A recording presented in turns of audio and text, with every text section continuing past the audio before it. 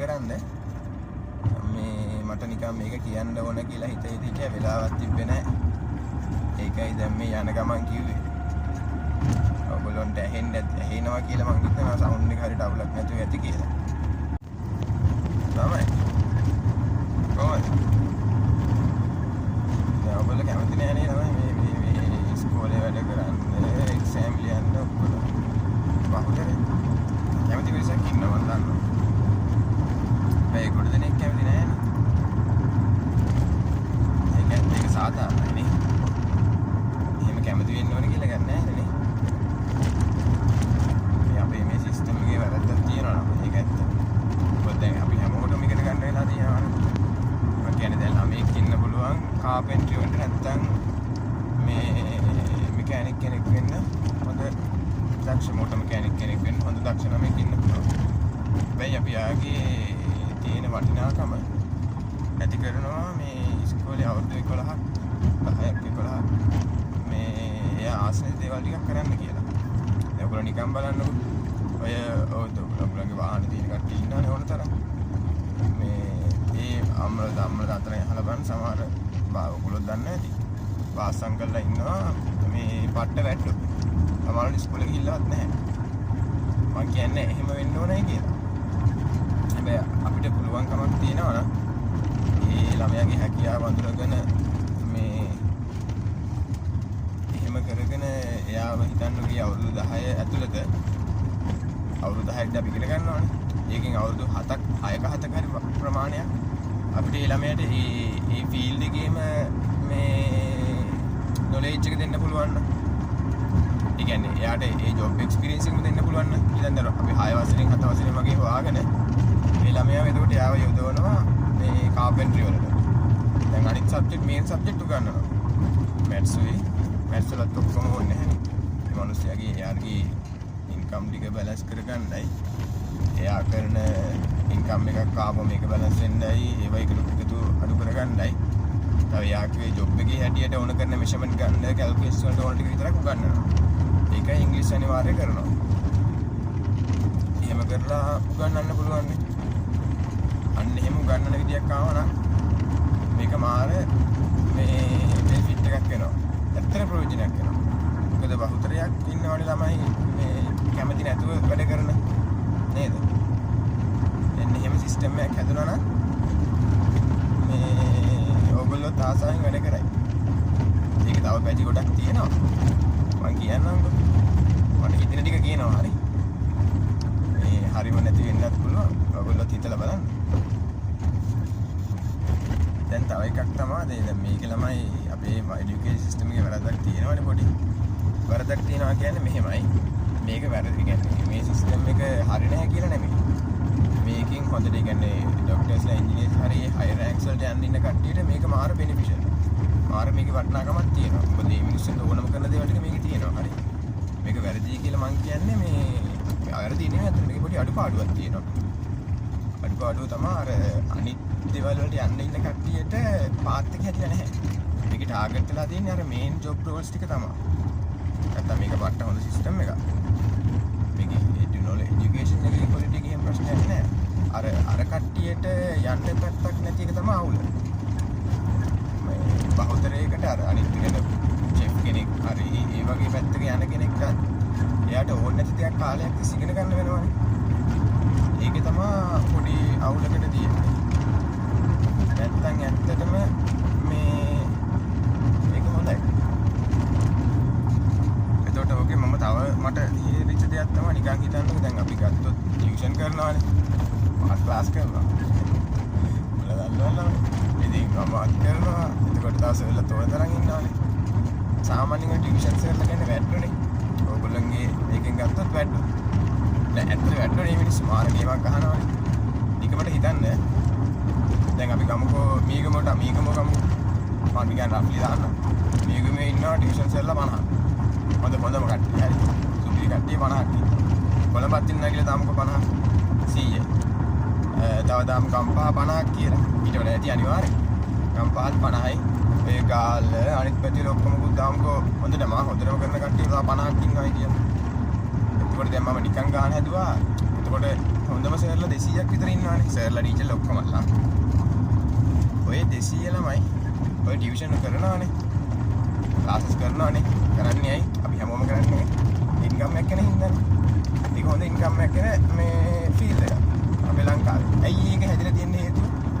එහෙම ඉන්කම් එකක් ගැන ෆීල්ඩ් එකක් හැදෙන්න හේතුව අපේ සිස්ටම් එකේ තියෙන වරදක් ඉන්නවා. දැන් ඔතනට අර මම කිව්වා වගේ ඒ ළමයි ඒ ෆීල්ඩ් වලට යොදුනා නම් ඔච්චර මේ ටියුෂන් ෆීල්ඩ් එක ලොකුවට එන්නේ නැහැ. හරි. ඒක වරදක් නැහැ. දැන් තියෙන සිස්ටම් එකත් එක්ක. අර වගේ ෆීල්ඩ් වල බෙදලා ළමයි ගියා නම් ඕනම කරන කට්ටිය විතරයි. ඔය ක්ලාසස් වලට වැඩිපුර ගිහිල්ලා කරගන්නේ ඕනම කරන කට්ටිය විතරයි. අනිත් ළමයිගේ කාලේ ඉතුරු වෙනවා. ඒ ළමයි ආස දේවල් කරනවා. නේද? එන්නේ එහෙම වුණා නම් ඔය ටියුෂන් නැති වෙනවා කියන්නේ ඕකෙන් අපි හිතමුකෝ 200ක් නේ අපි රෆ්ලි දැම්මේ. ඔය 200න් අපි ගමු 150ක් නැති වෙනවයි කියලා. නිකන් මම මේ කියන්නේ හරි ඔයගොල්ලන්ට අයිඩියා එකක් ගන්න. එතකොට ඔයගොල්ලෝ හිතන්නේ ඔය 150ම රටේ ඇයිද නෑනේ. මෙහෙ ඉන්නවනේ. එහෙම වුණා නම් පුතා ඔය සර්ලා කියන්නේ පට්ට මීටර් ටිකක් නෙමෙයි බහුතරේ. අනිත් මිනිස්සු මීටර් නෑ කියනව නෙමෙයි. ඔය මිනිස්සු ජොබ් කරන්නේ නෑනේ. ඔයගොල්ලෝ දැන් අයිඩියා එකක් තියෙනවා ජොබ් එකකට වඩා බිස්නස් එකකින් සල්ලි හොයන්න පුළුවන් කියලා. එහෙම වුණා නම් ඔය මිනිස්සු බිස්නස් කරන්නේ මේ රට ඇතුලේ. හරි. එතකොට ඔය මිනිස්සු බිස්නස් කරනවා කියන්නේ අලුතෙන් බිස්නස් 100ක් 150ක් විතර මේ රට ඇතුලේ ගොඩ නැගෙනවා. මං කියන්නේ අර අපිට පේන්නේ නැති පැත්ත. මේ এডুকেෂන් සිස්ටම් එකේ වරද හින්දා අපිට පේන්නේ නැති පැත්ත. එහෙම අලුතෙන් බිස්නස් 100ක් 150ක් හැදුනා කියන්නේ එක්ක ඔය දැන් ඔය පිට රටවල තියෙන තායිවානයේ මේ තායිවාන්ද වියට්නාම්ද මන් දෙකේ එක ඔයගොල්ලෝ දැකලා ඇති. අර පොල් එහෙම ලස්සනට හිටවලා තියෙන්නේ. ඒවා හිටවලා එක්ස්පෝර්ට් කරනවා. කුරුම්බා එහෙම. මම නිකන් කියන්නේ ළමයි. ඒ වගේ මේ තව ගොඩාක් අපි හිතන්නේ නැති මොකද අපේ රට මේ සම්පෝෂණ නැත්තේ නෑනේ. අපේ රටේ සෑහෙන දෙයක් කරන්න පුළුවන්. එන්නේ හැම දෙයකටම වගේ මිනිස්සු මේ යොමු වෙන්න ගියා. ඒ අනිත් කට්ටිය යොමු වෙන්න ගියා. එහෙම යොමු වුණා නම් නිකම්ම බිස්නස් ගොඩාක් තව හැදෙනවා. ඒතකොට ඒ වල වැඩ කරන කට්ටිය ඕනේ. ඉබේම මේ රටේ ආර්ථිකයට මේ ලොකු සපෝට් එකක් හම්බ වෙනවා. ඕකේ. එහෙම වුණා නම් හරිද? මට පේන පැත්ත කියන්නේ තව කිනට තව දෙයක් පේන්න පුළුවන්. මං සමහරලාට හරි නැති වෙන්නත් පුළුවන්. ඔයගොල්ලෝ ටිකක් හලබල්ලා හිතලා ඔයගලන්ට පුළුවන් විදිහට ඔයගලන්ගේ ඔළුව හදාගන්න ඉස්සරහට අනාගතේ මොකද ඔයගොල්ලෝනේ ඉන්නේ මේ රට මේ කරගෙන යන්න. ඔයගලන්ගේ ඔළුව හදාගෙන ඔයගොල්ලෝ වැඩ කරන්න. හරි. මේ මං කියන්නේ පොඩි සිස්ටම් එක අපේ මේ এডুকেෂන් එක හරියට හැදුණා නම් වැරදි නැහැ ළමයි.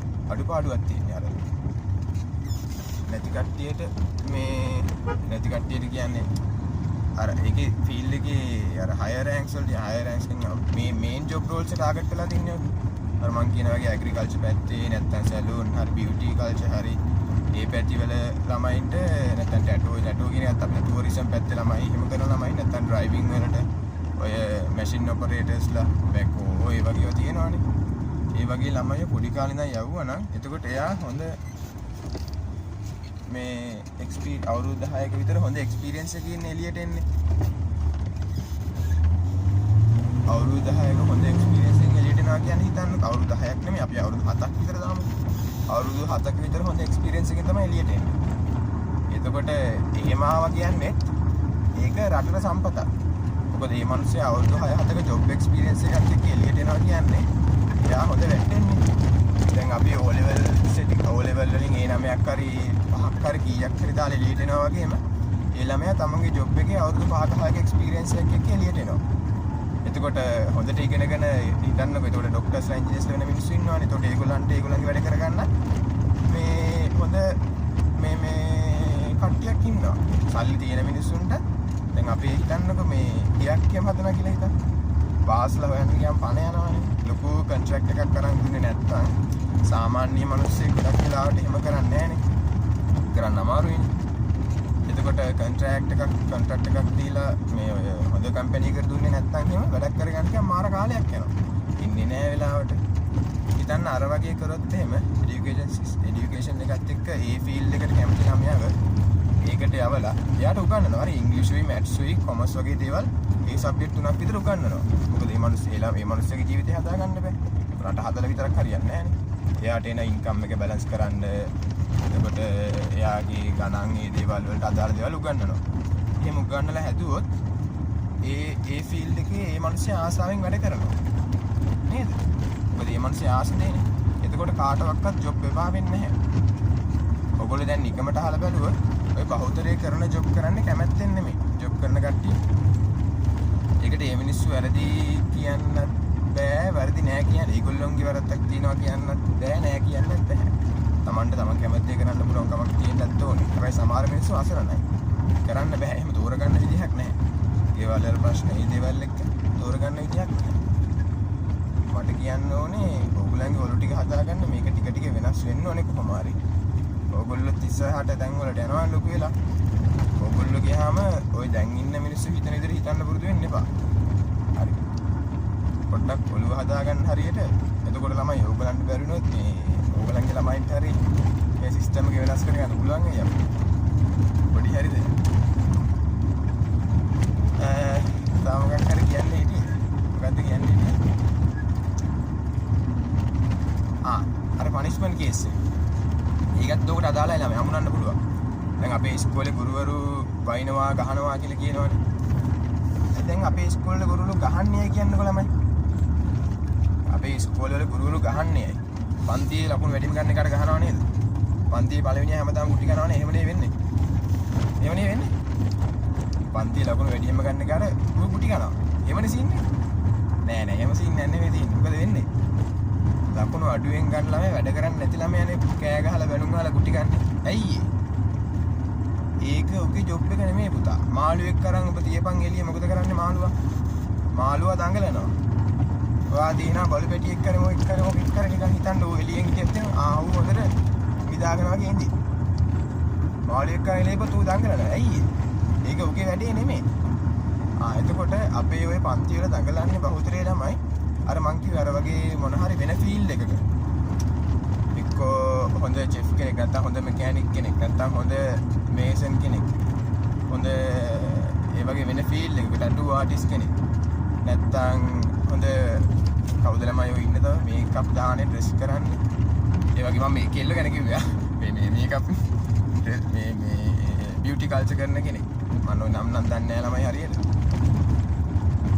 එහෙම ගෑල් ළමයි කිය නියපොතු පාට කරන් එනවා එහෙම කරන් එනවා අපේ මේ කල්චර් එකත් එක්ක පොඩි වැරද්දක් තියෙනවා හරි එහෙම දෙයක් මට නෑ කියන්නත් බෑ එහෙම ඉස්කෝලේ නේක හැබැයි රියල් වර්ල්ඩ් එකේ ඒ දේවල් තියෙනවානේ සැබෑ ලෝකේ ඒ දේවල් තියෙනවා ඔයගොල්ලෝ ඉල්ලීට ගියාට පස්සේ බැලුවොත් එහෙම සැලූන් වල ඒවා කරන කට්ටිය ගොඩාක් හම්බ කරනවා එහෙම වෙනවනේ එතකොට ඔය දඟලන්නේ එහෙම කරන්නේ ළමයි ඒ වගේ කියන්නේ এডুকেෂන් එකට කියන්නේ ළමයාගේ හැකියාව තියෙන ටැලන්ට් එක තියෙන උමනාව තියෙන්නේ ඉගෙනගෙන කම්පියුටර් එකක් ඉස්සරහ වැඩ කරන්න නෙමෙයි වෙන්න පුළුවන්. එහෙම ආස ළමයි ඉන්නවා. කම්පියුටර් එකේ වැඩ කරගෙන සොෆ්ට්වෙයාර් නැත්තම් එහෙම නැත්තම් මේ accounts පැත්තේ හරි එහෙම කොමර්ස් පැත්තේ ඒ වගේ ජොබ් එකක් කරන්න ආස ළමයිත් ඉන්නවා. එතකොට අර දඟලන ළමයා කවුද? ඒ දඟලන්නේ ඔතන සූටබල් නැති එක්කෙනා, ගැලපෙන්නේ නැති එක්කෙනා. ගැලපෙන්නේ නැති එක්කෙනා එතන හිටපුවම ගුරුවරයාට පාලනය කරගන්න අමාරුයි. අන්න එතන තමයි මේ එතකොට තමයි කියන දේ අහන්නේ මේ ළමයි දඟලන්නේ ওই ප්‍රශ්න ඔක්කොම බහුතරයක් එන්නේ යන්න එතනින්. අපේ මේ සිස්ටම් එක හැදෙන්න ඕනේ. ඒකට එකපාර මේක හදන්න බෑනේ. වැරදි නෑ සිස්ටම් එක ආයෙත් හොඳට ඔලුවර ගන්න මම පැහැදිලිව කියන එක පොඩි අඩුපාඩු ටිකක් තියෙනවා. අපේ මේ এডুকেෂන් ක්වොලිෆිකේෂන් එක ලෝකෙ හැමතැනම පිළිගන්නවා. පට්ට අමාරුයි.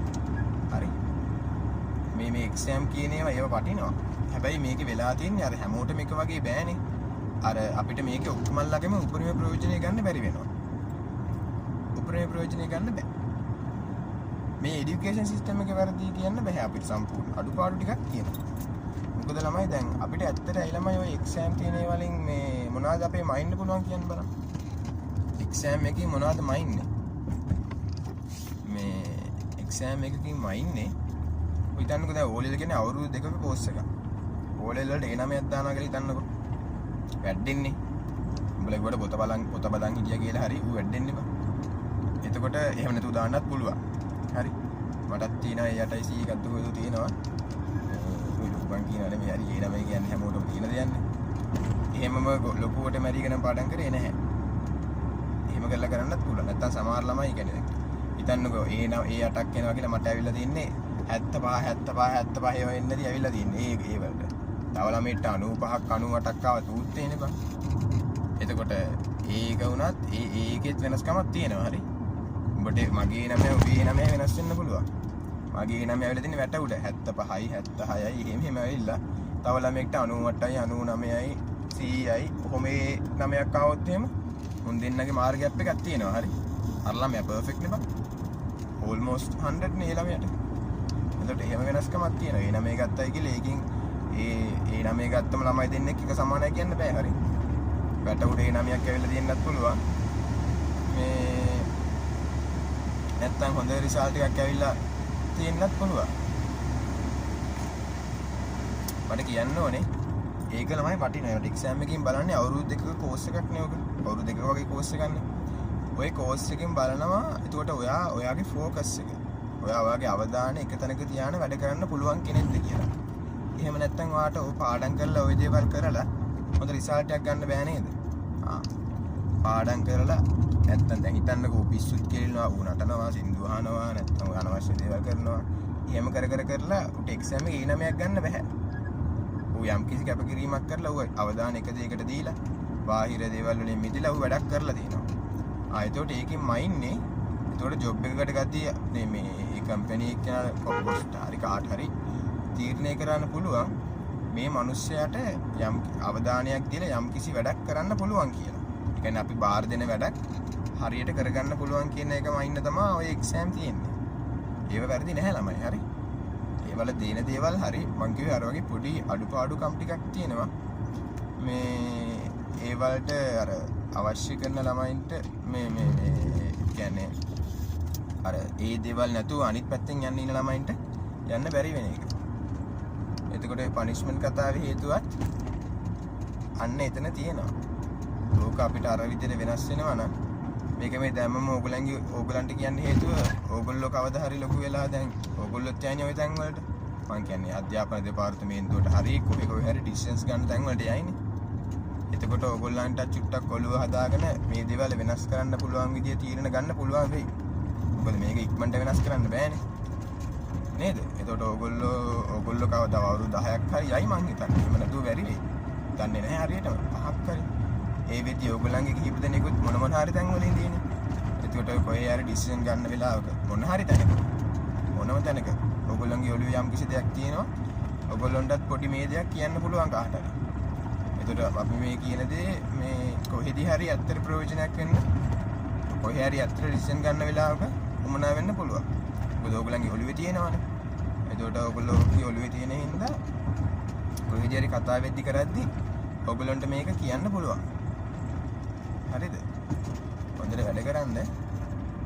මේ මට නිකන් මේක කියන්න ඕන කියලා හිතේ වෙලාවක් තිබ්බේ නැහැ. ඒකයි දැන් මේ යන ගමන් කිව්වේ.